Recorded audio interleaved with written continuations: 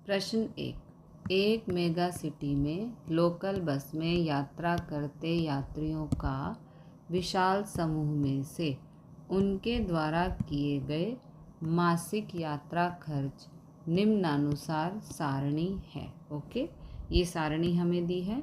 Mega city में से local bus में यात्रा करते एक व्यक्ति को यादृच्छिक रीति से चयन किया जाता है, तो यह व्यक्ति का यात्रा खर्च।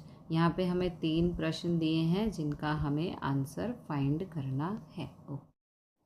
तो यहाँ पर न्यायादर्श में चयन यात्रियों की कुल संख्या, जिसे हम n कहेंगे, 318 प्लस 432 प्लस 639 प्लस 579 प्लस 174 है, यानी कि 2142 टोटल यात्री हैं।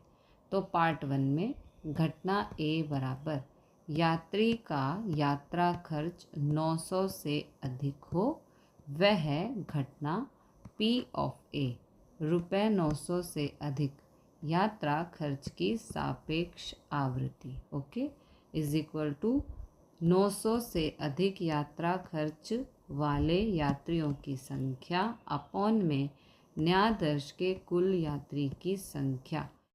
m बराबर होगा 900 से अधिक खर्च वाले यात्री की संख्या, यानी कि m बराबर, देखो इसमें 900 से अधिक खर्चा हो, तो यहाँ पर दिया है 901 या उससे अधिक, तो ऐसे 174 यात्री हैं जिन्होंने 900 रुपये से ज़्यादा खर्च किया है। ओके, इसलिए m बराबर हो गया 174।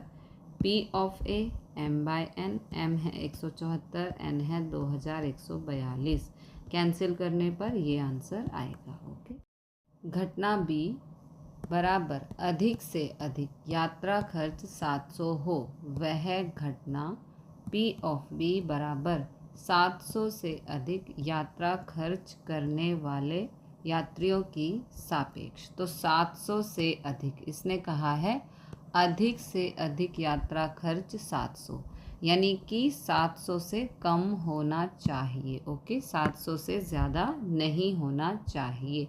तो यहाँ पर 700 से कम खर्चा करने वाले व्यक्ति हैं 318 और 432। 700 से कम खर्चा इन्होंने किया है। ओके, तो ये हो जाएगा 318 प्लस 432, दोनों को प्लस करेंगे 750, ये आ गया m। Okay, P of B बराबर m/n, m है 750, n है 2142, इसे कैंसिल करेंगे तो आंसर आएगा 125/357। पार्ट 3 घटना C बराबर 601 रुपये या उससे अधिक हो, लेकिन 900 या उससे कम हो। देखो 601 से ज़्यादा, 900 से कम, तो 601 से ज़्यादा में आ गया 432, 639, लेकिन कहा है 900 या उससे कम, तो 900 से कम, ये हो गया 579, 432, 639 और 579। ओके, उससे कम हो वह घटना P of C is equal to रुपये 601 या उससे अधिक हो, लेकिन 900 या उससे कम यात्रा खर्च वाले यात्रियों की सापेक्ष आवृत्ति, जिसे हम m कहेंगे, तीनों का टोटल करके आएगा 1650, ये आ गया m। P of C is equal to m/n, m है 1650, n है 2142, कैंसिल करेंगे तो ये आंसर आएगा। प्रश्न 2, एक मत विस्तार के 4979 मतदारों की न्यायादर्श जांच में निम्न सूचना प्राप्त हुई है। यह है विवरण। पक्ष A के समर्थक, जिसमें पुरुष हैं इतने, स्त्री हैं इतनी। ओके, पक्ष B के समर्थक, जिसमें पुरुष हैं इतने और स्त्री हैं इतनी। इस मत विस्तार में से एक मतदाता को यादृच्छिक रीति से पसंद किया जाता है। यहाँ पर 2 प्रश्न दिए हैं जिनके हमें आंसर्स देने हैं। तो अब यहाँ पर पुरुष हो उसे घटना जी, जी का मतलब है जेंट्स कहें तो, और स्त्री हो उसे घटना एल, एल का मतलब है लेडीज़ कहें तो। इस तरह से यहाँ पर टेबल बनेगी।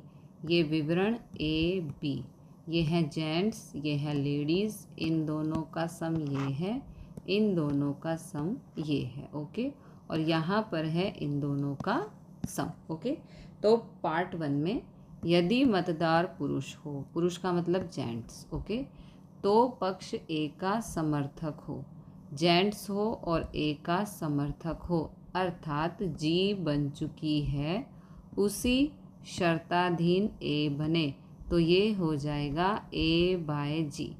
P of A by G ज्ञात करना है, उसके लिए ए इंटरसेक्शन जी ज्ञात करेंगे। ओके, क्योंकि यहाँ पर जेंट्स की बात हो रही है इसलिए ये ए बाय जी हो जाएगा। ओके, तो अब हमें इंटरसेक्शन ज्ञात करना है। इंटरसेक्शन के लिए यहाँ पर 1319 बटे 4979 करेंगे। देखो क्यों, जेंट्स हैं 1319 और कुल है यहाँ पर 4979, ये सबका टोटल है। ठीक है, तो इसी टोटल में से तो जेंट्स होंगे, इसलिए ये हो गया एन और ये हो गया एम।